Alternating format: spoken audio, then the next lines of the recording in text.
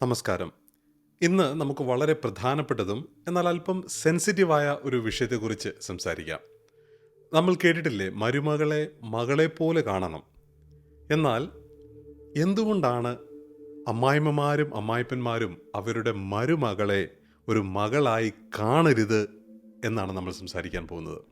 അതുപോലെ എന്തുകൊണ്ടാണ് മരുമക്കൾ അവരുടെ അമ്മായിപ്പനെയും അമ്മായിമ്മയും ഒക്കെ സ്വന്തം മാതാപിതാക്കളായി കണക്കാക്കരുത് എന്നും നമ്മൾ സംസാരിക്കുകയാണ്. നമ്മൾ എത്ര തവണ ഈ വാചകം കേട്ടിട്ടുണ്ടാവും, അവൾ എനിക്കെൻ്റെ സ്വന്തം മകളെ പോലെയാണ്. കേൾക്കാൻ വളരെ മനോഹരമായിട്ട് തോന്നുന്നു.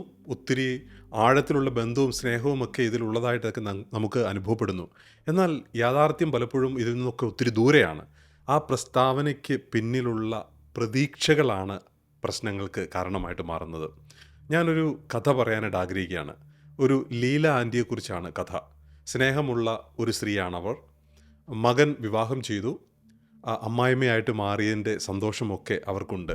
എപ്പോഴും ആളുകളോട് അവർ പറഞ്ഞു, എൻ്റെ മരുമകൾ എൻ്റെ മകളെ പോലെയാണ്. അവർ അത് നല്ല ഉദ്ദേശത്തോടെയാണ് പറഞ്ഞത്. അങ്ങനെ പറയുന്നതിലൂടെ അവർ അവളെ സ്നേഹത്തോടെ ആ കുടുംബത്തിലേക്ക് സ്വാഗതം ചെയ്യുകയാണ് ചെയ്യുന്നത് എന്ന് അവർ പൂർണ്ണമായിട്ടും വിശ്വസിച്ചു. എന്നാൽ ലീലാൻറ്റിയുടെ ജീവിതത്തിൽ വന്ന ഒരു മാറ്റം പിന്നീട് ആ കല്യാണം കഴിച്ചു വന്ന മകളുടെ ജീവിതത്തിലേക്ക് അനുഭവപ്പെടാനായിട്ട് തുടങ്ങി. താമസിയാതെ ലീലാൻറ്റി അവർ മകൻ്റെയും മരുമകളുടെയും തീരുമാനങ്ങളിൽ ഇടപെടാനായിട്ട് തുടങ്ങി. എന്ത് പാചകം ചെയ്യണം, എവിടെ പോകണം, കുഞ്ഞിനെ എങ്ങനെ വളർത്തണം, അവരുടെ എല്ലാ കാര്യങ്ങൾക്കും ഒരു അഭിപ്രായം പറയുന്ന ഒരു വോയിസ് ആയിട്ട് ഈ ലീലാൻറ്റി മാറുകയാണ്. അവരുടെ മരുമകൾ എന്തോ ഒരു കാര്യത്തിന് നോ എന്ന് പറഞ്ഞപ്പോൾ അതവർക്ക് ഉൾക്കൊള്ളാൻ കഴിഞ്ഞില്ല. വഞ്ചിക്കപ്പെട്ടതായിട്ട് തോന്നി. ഞാൻ എൻ്റെ മകളെപ്പോലെ കണക്കാക്കിയിട്ടും അവൾ അങ്ങനെ പറഞ്ഞു എന്ന് ലീലാൻ്റെ മനസ്സിൽ ചിന്തിക്കാൻ തുടങ്ങി. എൻ്റെ സ്വന്തം മകൾ ഇങ്ങനെ നോ എന്ന് എന്നോട് പറയുമോ, അവർ ചോദിച്ചു. എന്നാൽ കാര്യം ഇതാണ്, അവൾ നിങ്ങളുടെ മകളല്ല, അവൾ നിങ്ങളുടെ മരുമകളാണ്. അത് വ്യത്യസ്തമായ ഒരു ബന്ധമാണ്. ഒരിക്കലും നിങ്ങളുടെ മകൾക്ക് പകരമാവാൻ മരുമകൾക്ക് സാധിക്കില്ല.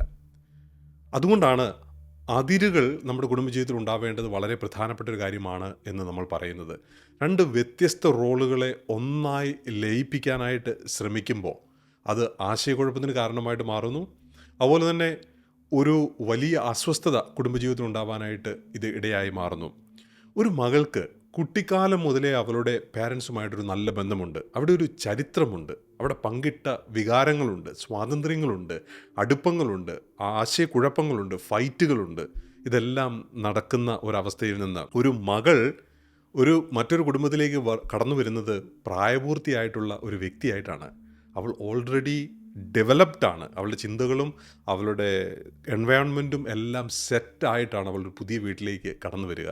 അവർക്ക് സ്വന്തമായിട്ട് അവൾക്ക് മൂല്യങ്ങളും ട്രഡീഷൻസും ബൗണ്ടറികളും അല്ലെങ്കിൽ ഇമോഷണലായിട്ടുള്ള എല്ലാ തരത്തിലുള്ള ഡെവലപ്മെൻറ്റ്സും അവൾക്ക് ഓൾറെഡി സംഭവിച്ചു കഴിഞ്ഞതാണ്.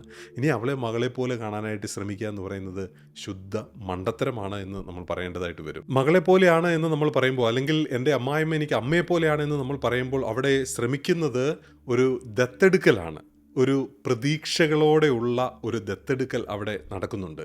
അപ്പം എൻ്റെ മകൾ പെരുമാറുന്നത് പോലെ എൻ്റെ മരുമകൾ എന്നോട് പെരുമാറണം എന്ന് ഈ ഒരു അമ്മായിയമ്മ വാശി പിടിച്ചാൽ അത് ആ ബന്ധത്തിൻ്റെ പരാജയത്തിലേക്ക് മാത്രമാണ് അത് പോവുക. കാരണം ഈ മരുമകൾക്ക് ബന്ധം കൂടുതലായിട്ടുള്ളത് കഴിഞ്ഞ 10-25 വർഷമായിട്ടുള്ള ബന്ധം എന്ന് പറയുന്നത് അവളുടെ പേരൻസുമായിട്ടാണ്. അവളെ ആയിരിക്കും അവൾ എല്ലാ ദിവസവും വിളിക്കുന്നത്. അല്ലാണ്ട് ഒരു അമ്മായിയമ്മയെ എല്ലാ ദിവസവും വിളിക്കണം എന്ന് പറയുന്നത്, അല്ലെങ്കിൽ എല്ലാ കാര്യങ്ങളും എന്നോട് പറയണം, നിങ്ങൾ തീരുമാനമെടുക്കുന്നതിന് മുമ്പ് എൻ്റെ അഭിപ്രായം ചോദിക്കണം എന്നൊക്കെ പറയുമ്പോൾ അത് മരുമകളോട് പറയുക എന്ന് പറയുന്നത് ശുദ്ധ മണ്ടത്തരമാണ്. ഇങ്ങനെയൊക്കെയുള്ള, അല്ലെങ്കിൽ ഇങ്ങനെ പറയണമെങ്കിൽ തന്നെ ഒരു അടുപ്പം ഇവർ തമ്മിൽ ഉണ്ടാക്കിയെടുക്കേണ്ടതായിട്ടുണ്ട്. അപ്പോൾ അതുകൊണ്ട് ആദ്യമേ തന്നെ ഒരു നിയന്ത്രണം ഉണ്ടാക്കുന്നതിലും ഉപരിയായിട്ടൊരു നല്ല ബന്ധമുണ്ടാക്കാൻ കഴിയുന്ന ഒരു പേരൻസിന്, ഇൻലോസിനാണ് കൂടുതലായിട്ടും ഇതിനകത്ത് വിജയിക്കാനായിട്ട് സാധിക്കുക. ഞാനീ പറയുന്ന കാര്യങ്ങൾ മരുമകൾക്കും ബാധകമാണ്. ധാരാളം പഠനങ്ങൾ നമുക്ക് കാണാനായിട്ട് സാധിക്കും. എങ്ങനെയാണ് ഈ കുടുംബജീവിതത്തിൽ ഈ ഒരു ഇൻലോ റിലേഷൻഷിപ്പിനെ നമ്മൾ കണക്കാക്കേണ്ടത്, അല്ലെങ്കിൽ എങ്ങനെ മുമ്പോട്ട് കൊണ്ടുപോകണം എന്നതിനെക്കുറിച്ച് ധാരാളം പഠനങ്ങൾ നമുക്ക് കാണാനായിട്ട് സാധിക്കുന്നുണ്ട്. അപ്പോൾ മരുമകൾ ചെയ്യേണ്ട കാര്യങ്ങൾ ഇതാണ്: നിങ്ങളുടെ സ്വന്തം മാതാപിതാക്കളെ നിങ്ങൾ മാതാപിതാക്കളായിട്ട് കാണുക. അവരെ നിങ്ങൾ സ്നേഹിക്കുക, ബഹുമാനിക്കുക. നിങ്ങളുടെ അമ്മായിപ്പനെയും അമ്മായിമ്മയും നിങ്ങളുടെ പാരൻസുമായിട്ട് കമ്പയർ ചെയ്തിട്ട് അവരെ അങ്ങനെ മാറ്റിയെടുക്കാനായിട്ട് ഒരിക്കലും ശ്രമിക്കരുത്. അവരെ സ്നേഹിക്കുന്നതും ബഹുമാനിക്കുന്നതും വളരെ നല്ലതാണ്. അത് നിങ്ങളുടെ ജീവിതത്തിൻ്റെ സന്തോഷം കണ്ടെത്തുന്നതിന് നിങ്ങളെ സഹായിക്കുന്ന ഒരു പ്രധാനപ്പെട്ട കാര്യമാണ്.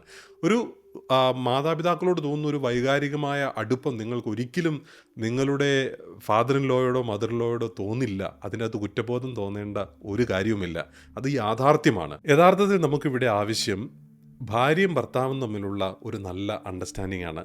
അവരുടെ പേരൻസിനെ അവർ മ്യൂച്വലായിട്ട് സ്നേഹിക്കുക, റെസ്പെക്റ്റ് ചെയ്യുക. അതിനുപരിയായിട്ട് ഇൻലോസിനെ നമ്മുടെ സ്വന്തം പേരൻസിനെ പോലെ കാണാനായിട്ട് ശ്രമിച്ചു കഴിഞ്ഞാൽ അത് തീർച്ചയായിട്ടും പ്രശ്നങ്ങൾക്ക് കാരണമായിട്ട് മാറും.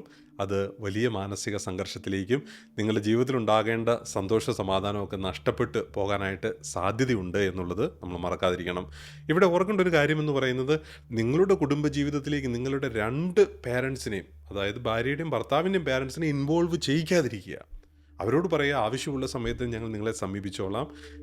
ഞങ്ങളുടെ ജീവിതം ഞങ്ങൾ സന്തോഷമായിട്ട് ജീവിക്കാനായിട്ട് ആഗ്രഹിക്കുന്നു.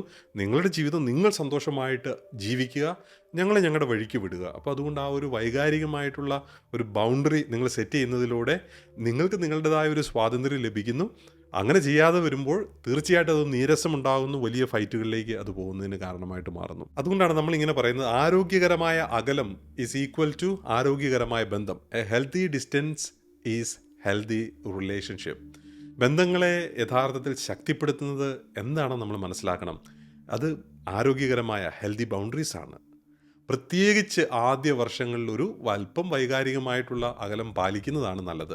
കാര്യങ്ങളൊന്ന് മനസ്സിലാക്കാനും ആളുകളെ മനസ്സിലാക്കിയതിന് ശേഷം ഇടപെടാനും അങ്ങനെ ഉൾക്കൊണ്ടുള്ള ഒരു ജീവിതം നയിക്കാനായിട്ടും അതിന് കാരണമായിട്ട് മാറും.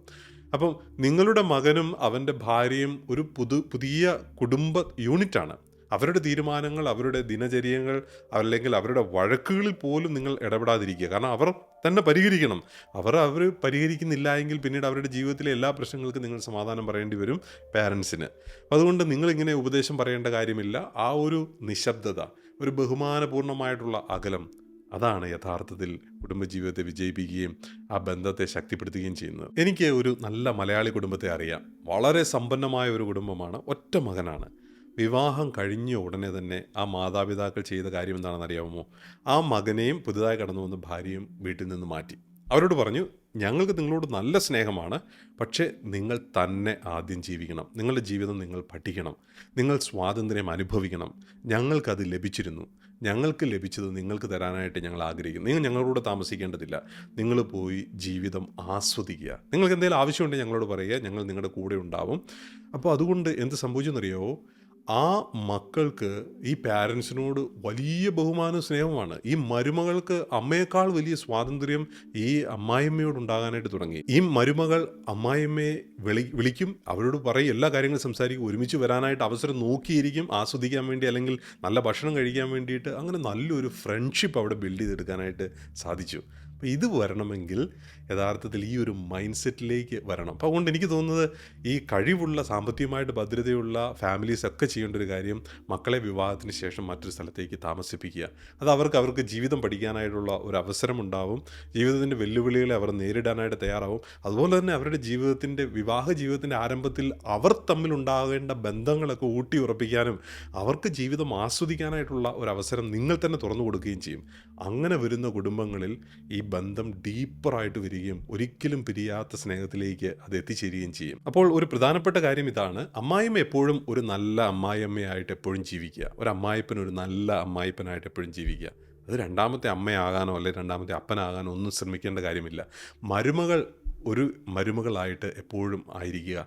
അതുപോലെ തന്നെ പേരൻസിനെ, അതായത് ഭർത്താവിൻ്റെ പേരൻസിനെ ബഹുമാനിക്കുക, അല്ലെങ്കിൽ അവരുമായിട്ടുള്ള ഒരു നല്ല ഫ്രണ്ട്ഷിപ്പ് ബിൽഡ് ചെയ്ത് എടുക്കാനായിട്ട് ശ്രദ്ധിക്കുക. അവരുടെ മകളാവാനായിട്ട് നിങ്ങൾ പരിശ്രമിക്കരുത്. ഒരിക്കലും അവരുടെ മകളെ പോലെ ആവാനായിട്ട് നിങ്ങൾക്ക് സാധിക്കില്ല. അതൊരു സത്യസന്ധമായിട്ടുള്ള ഒരു അണ്ടർസ്റ്റാൻഡിങ് അവിടെ വരേണ്ടതായിട്ടുണ്ട്. ഇങ്ങനെയുള്ള ഒരു അണ്ടർസ്റ്റാൻഡിങ് എന്ന് പറയുന്നത് നിങ്ങളുടെ ജീവിതത്തിൽ അനാവശ്യമായിട്ടുണ്ടാവേണ്ട വേദനയിൽ നിന്നൊക്കെ മാറാനും നിങ്ങളുടെ ബന്ധങ്ങളിൽ ഒത്തിരി സന്തോഷം കണ്ടെത്താനൊക്കെ നിങ്ങൾക്ക് സാധിക്കും. അതുപോലെ തന്നെ നമ്മൾ ഓർക്കേണ്ട ഒരു കാര്യം, ഈ സ്നേഹം വളരുന്നത് നിർബന്ധിക്കപ്പെടുമ്പോഴല്ല, മറിച്ച് ഒരു ബൗണ്ടറിയൊക്കെ സെറ്റ് ചെയ്ത് അതിൻ്റെ സ്വാതന്ത്ര്യം അനുവദിച്ച് നൽകുമ്പോഴാണ് ഈ സ്നേഹം വളരുന്നത്. ഈ വീഡിയോ കണ്ടതിന് നന്ദി. ഈ വീഡിയോയെക്കുറിച്ചുള്ള നിങ്ങളുടെ ചിന്തകളും അഭിപ്രായങ്ങളും തീർച്ചയായിട്ടും അറിയിക്കുമല്ലോ. ഈ വീഡിയോ നിങ്ങൾക്ക് ഇഷ്ടമായെങ്കിൽ മറ്റൊരു വീഡിയോ കാണാനായിട്ട് നിങ്ങളെ സ്വാഗതം ചെയ്യുന്നു. നമുക്ക് വീണ്ടും കാണാം.